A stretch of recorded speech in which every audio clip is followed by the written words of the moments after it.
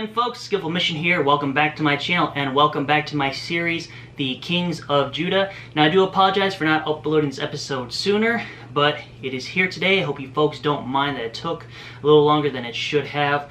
But I'm excited to do this episode specifically because of the king we're going to talk about in this video. And we're going to be talking about Asa's son, who became king of Judah after him. And his name is Jehoshaphat. I believe I am saying that right. Correct me if I am wrong in the comments. But yes, today we're going to be looking at Jehoshaphat, Asa's son. If you did not see the last episode, go click the link right above.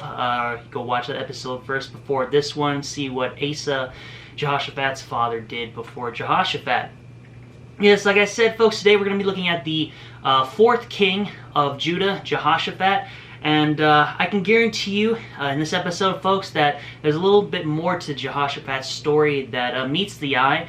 At first, when I was younger, when I read Jehoshaphat's story, it was in First Kings, kind of close to the end of the chapter, and there was only like, I guess, maybe about 10 verses about him.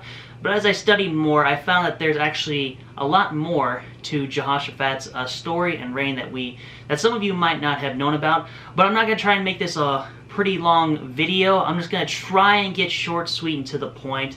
And it's really good, folks. This is a great king to read about, Jehoshaphat. He was one of the best kings that the kingdom of Judah had. So without further ado, let's get right into it. So we're going to be going into two different books in the Bible in this episode. So the first book, we're going to be in 1 Kings chapter 22. And we're going to start in verse 41. 41. So that's where we're going to be at first in this video. And so it basically talks about Jehoshaphat, the son of Asa, and starts in verse 41, how he began to reign over Judah in the 4th year of King Ahab. Now let me just quickly say, after you read the part where Asa is king of Israel and he dies and Jehoshaphat takes over for his father, you had to jump quite a few chapters in the book of 1 Kings, because after Asa dies, the Bible talks about the kings of Israel next for quite a few chapters. So you're going to have to skip a lot of chapters in the book of 1 Kings to really get back to talking about the kings of Judah. And right here is this exactly where it starts off again about the kings of Judah. It's 1 Kings chapter 22, starting in verse 41. And verse 42 gives us a little detail about Jehoshaphat. He was 35 years old when he began to reign, and he reigned for 25 years, so it's a pretty decent lengthy time. It also mentions his mother name was Azubah, the daughter of Shilhi, whatever. Some of these names I can't pronounce. And this is where it gets pretty good, folks, because the Bible talks about how Jehoshaphat walked in the ways of Asa, his father, and including David, his father, as we'll see later on in this video, which basically means he was a good king, folks, like Asa, his father. Jehoshaphat was one of the, in my opinion, the best kings that Judah will ever have in its existence. And he turned not aside from doing that which was right in the eyes of the Lord. But there is one thing that Jehoshaphat did not do that would have made him, quite honestly, probably perfect. He did not remove the high places like Asa, his father, didn't. That is the one thing that Jehoshaphat did not do that could have been done, but he just didn't do it. The high places were not removed. And that's the only thing that really Jehoshaphat didn't do that wasn't really good. And it also mentions in verse 44 that another accomplishment that Jehoshaphat did is that he actually made peace with Israel and the king of Israel at that time, who was the king of Israel. And when you get down to verse 45 in this chapter of this book, it talks about now the rest of the acts of Jehoshaphat and his might that he showed, and how he warred, and are they not written in the book of the Chronicles of the Kings of Judah? And so it sounds like it's kind of ending right here. And in this book, it pretty much is. If you get down to verse 46, it also talks about how he removed the Sodomites, or the homosexuals, out of the land in this verse, and that's also another good thing. So Jehoshaphat is really doing some pretty good things in the sight of the Lord right now.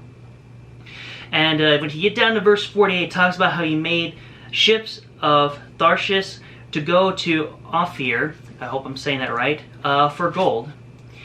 But they went not, for the ships were broken at Ezion-Geber. I think I'm saying that right. Then said Ahaziah, the son of Ahab, unto Jehoshaphat. Now Ahaziah Around this time, he was the one that was king of Israel, and he was the son of King Ahab. He was a pretty wicked king in Israel. And so Ahaziah is the son of King Ahab, and he's now king of Israel.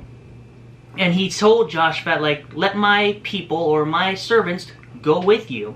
Let's do this together. But it says in verse 49 as well that Jehoshaphat would not allow that. He didn't want that to happen. When we get down to verse 50, it says, Jehoshaphat slept with his fathers and was buried in the city of David, his father, and Jehoram, his son, reigned in his stead.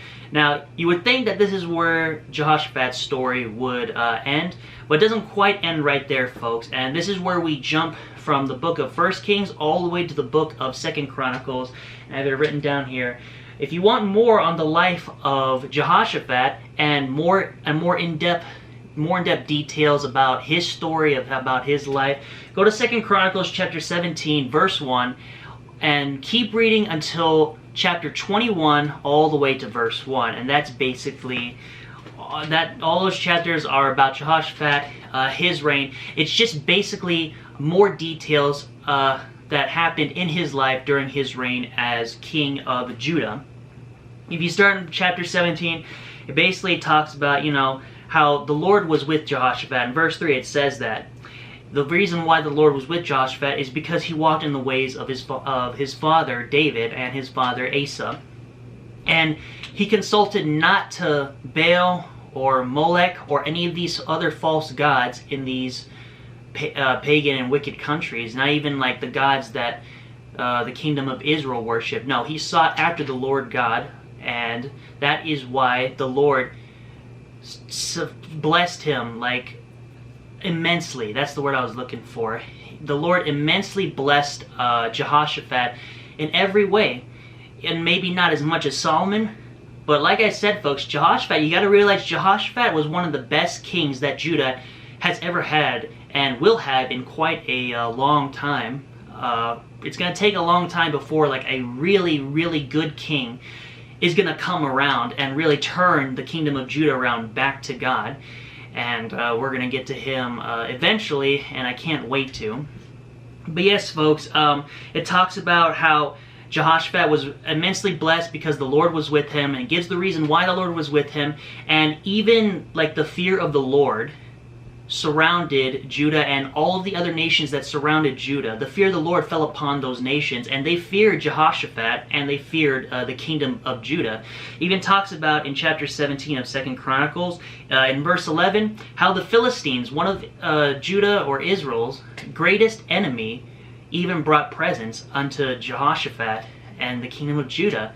I mean, how crazy is that, folks? One of their greatest enemies is actually giving presents and gifts to Judah, one of their enemies.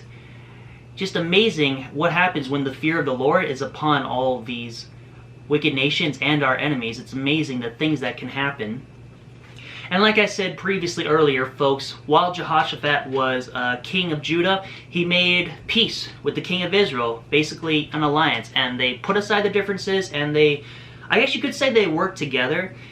So, like I said, folks, for the most part, Jehoshaphat was one of the best kings Judah ever had, and he's one of my personal favorite kings during this time, the kings of Judah. And the Lord just immensely blessed him with like riches, wisdom, power, everything you could possibly think of. Everything went well. Aside from the fact that he did not remove the high places like Asa his father didn't, his heart was nonetheless perfect with the Lord, and quite honestly more perfect than any of the other kings mostly that came before him when the kingdom of Judah was created, and after him, one of the most perfect kings that Judah ever had and will have for a while.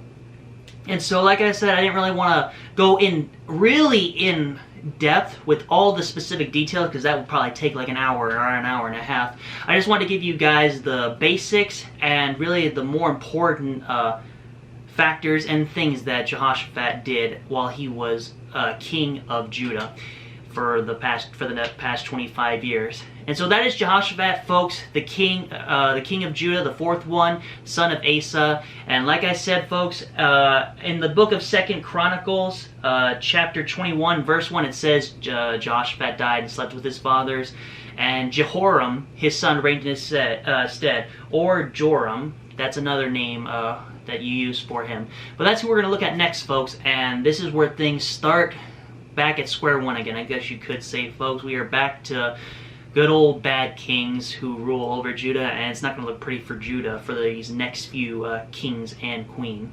So, folks, if you enjoyed this video, and I hope you did, leave a like and comment, subscribe, join the Eyes Today, and folks, I'll see you in the next video of whatever I make. God bless you all.